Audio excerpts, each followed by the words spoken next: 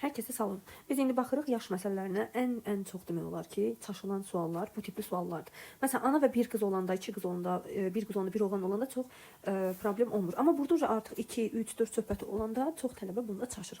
İndi bunu daha rahat necə işləyirik? Sual oxuyaq. Ana və iki qızın yaşları cəmi 49-dur. Burada var 2 nəfər var. 4 il əvvəl onların yaşları cəmi nə qədər olacaq? 4 il əvvəl deyirsə biz keçmişə qayıdırıq. Amma sonra desəydi gələcəyə qayıdırıq. Deməli, sonra deyəndə üstünə gəlirik, əvvəl deyəndə nə edirik? Çıxırıq. Burada da çıxmaq lazımdır. 4 il deyirmi? Hal-hazırda 49-dur. 4 il əvvəl nə olursa, neçə olacaq deyirsə, anadan 4 çıxırıq və 2 qız olduğuna görə 2 dənə 4 çıxırıq.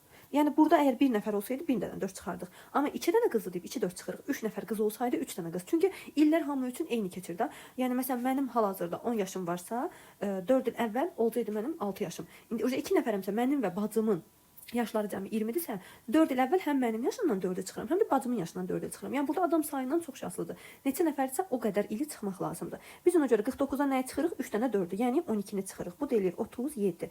Yəni 4 il əvvəl onların yaşları cəmi 37-ymiş. Amma biz 49 çıxılsın ananın yaşı və bir qızın yaşını çıxsaydı bu olardı səhv. Yəni buna baxmırıq. Düzgün cavabımız olur bu.